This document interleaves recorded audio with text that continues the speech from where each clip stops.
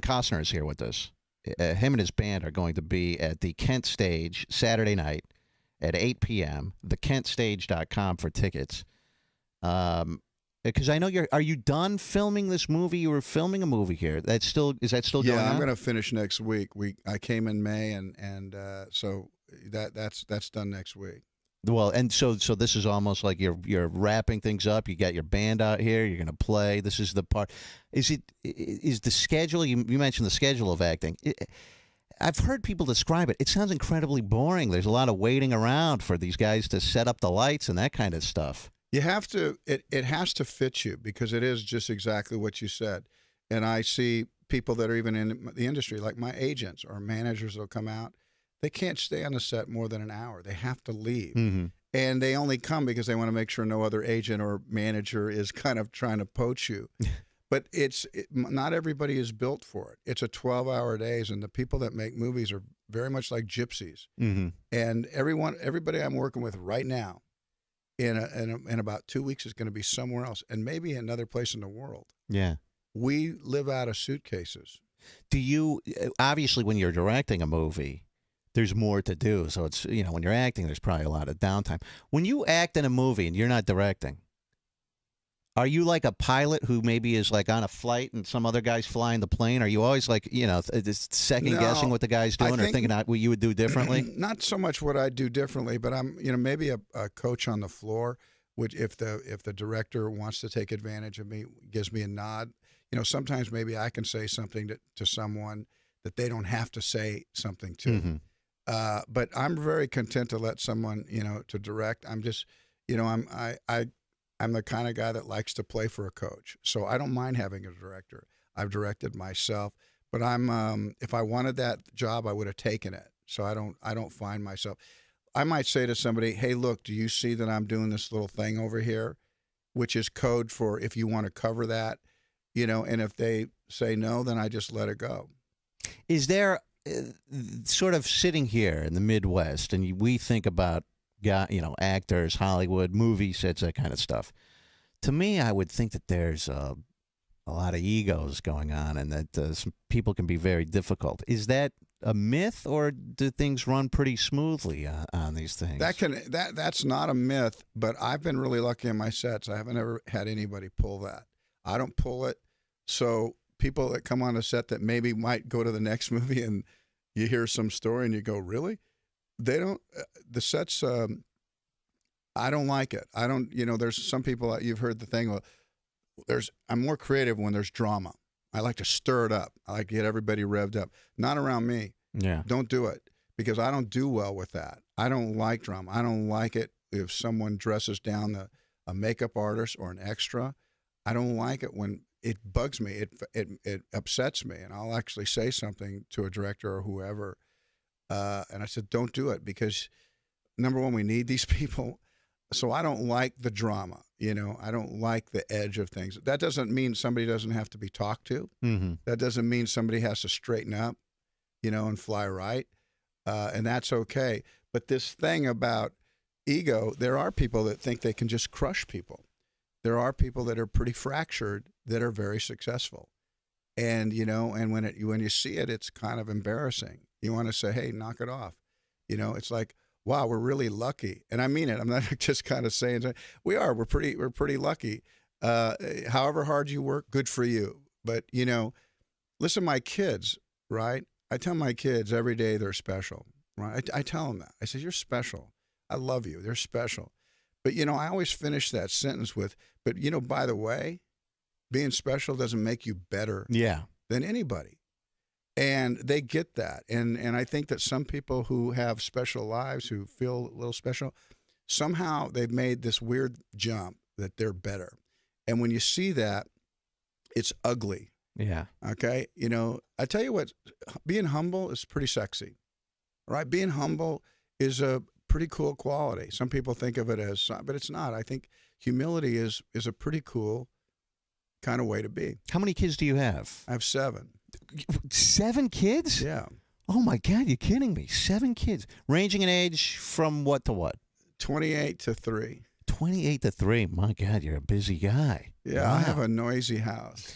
Well, this is interesting because you say, being humble and stuff. It must be, you have a real challenge as a parent, a bigger challenge than most people. People look at you and they go, oh, that would be great to be rich and famous, be like Kevin Costner. You probably have nannies and all this kind of stuff. But on the flip side of that, your kids can get a sense of entitlement almost because of who their father is. Right.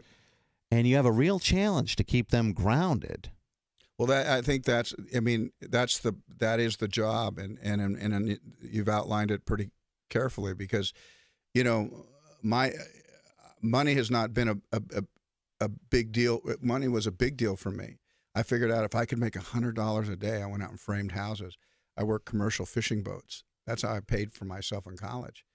I was out there in the world's deadliest catch bullshit. BS. I'll rephrase that. Sorry Kevin. about that. That's I mean, but okay. those are the kind of jobs I had, and I actually would sit on a couch and go, if I could make $100 a day, I would literally go like 365 days. You know what I mean? Right. That was the math I did. That's not the math they've seen or done. They had a pair of tennis shoes in their locker. How do you motivate your kids to want to do, their own careers and that kind of stuff? I've been lucky. I've been really lucky with my children. I've been, my kids all have, they never embarrassed me, and that doesn't mean they were perfect children. But I never had to stop my job to go straighten out something. They know how to maneuver their own lives. They understood that a lot of kids that wanted to get close to them really kind of maybe wanted to meet me. So they figured that out, and I remember my daughter finally went to Argentina to go to school, and we changed her name because we didn't want her to be, at all kidnapped or anything like that. And her whole life, she wanted to be her Annie. She wanted to not use she wanted people to like her for Annie, right? Not Annie Costner. And so she really prided herself on that, went to Brown University, did all this stuff. And she went down there and she changed her name. And I had one of the greatest kind of rewards as a father. I got this call back from her in Argentina. She'd been down there for 2 months. And she said, I want our name back. She goes, I miss my name. And she, this thing that she had fought against, her whole life, she was down there and she'd gone under this name. And it was kind of cool even when she slipped down there. But she finally called me and she said, I want our name back. Yeah. And she knew who she was. And that was a very cool call to get. So in the kind of lineup of cool things that have happened to me in my life, what are they? That was one. So you had, you were married, you had your first wife. You're married now, right? Yeah. So this is your second wife or third wife? Second wife. Was it tough after a divorce raising kids? It was. We talked about the girl thing. The first girl I dated, I married, and essentially the second girl in my life I dated, I married. So I was with my first wife for 20 years. We met at 19. I was married at 22, and then I was single for about 8-9 years, and then the first girl that I met that I really felt like I could see, over. I married her. So we've been together 15 years. You got married so young that, it's almost unbelievable that then you get famous. Girls are just throwing themselves at you and stuff. It's pretty much, it's almost impossible to keep a relationship going in those circumstances, don't you think? Yeah, it's not the simplest, and and there's a lot of angles on what you're talking about. I think Chris Rock says it pretty funny. He says a man is only as loyal as his opportunities, his choices. And he was talking about some big fat guy. You got one chick, man. Yeah, I'm loyal. He said that's because that's your choice. Right. What about the older that you've gotten? Yeah. So when you were younger, because you got married at such a young age, and you get all of a sudden girls are throwing themselves at you. You're a normal guy. You go, man, there's a 10 throwing herself at me. It just. I know as a guy, sometimes those situations happen, and you're like, I have to take advantage of this because there's something in the male brain that's like, this isn't normal that a chick is throwing themselves at me. I have to take advantage of this right now. But now that you, in age, now that you're older and you're married again now, Is it easier to fight that temptation? Well, you see it, and nothing in your life changes. What your DNA of who you are, and you recognize outward beauty. You see it, and it's like, and you see it now in a way you never saw it before. I mean, just looking at that little loop you got out there, those girls are so beautiful and so kind of. And they're probably younger than your daughters. That's right. Kevin. That's right. I got it. Well, I can see it all. I mean, it's like one of those girls usually come up to me and go, "My mom loves you." Yeah. Oh man, does that make you feel old? Or you're like, oh God. No, I remember one time sitting with Sean Connery. We were making Untouchables, and I was in this thing, and I was talking to him, and behind him, this girl just kept trying to get my attention, and I thought, well, I can't just break this conversation off to go. I'm talking with Sean, but I will mosey over there, So I finished my conversation with Sean. She's very, very pretty. She was very insistent. And I walk over and I get to her and I lean over and she says, "Can you get me Sean Connery?" And I went, I thought, but, I've always, not that I've handled my life perfectly, but I kind of understand. I kind of see things pretty clearly. You have I don't know if it's a son or a daughter with one of the, and I don't know what the relation is, but this Rooney Mara, who is this actress who kind of broke out a couple of years ago, which is, I think, and I don't know the whole family tree. Is this the granddaughter of the guy who owns the Steelers or whatever? Yeah. You dated. I don't know what the relationship is. One of the Maras, right? Is that? Oh, that's not true, or that is true? No, I'm way off. No, Bridget Rooney, and we had a child, and that's Liam Rooney.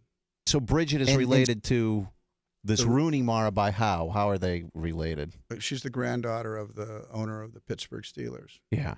And Bridget is the daughter of the owner of the Steelers, or not the owner, one of the brothers. Okay, so it's very, very confusing. Yeah. I saw that.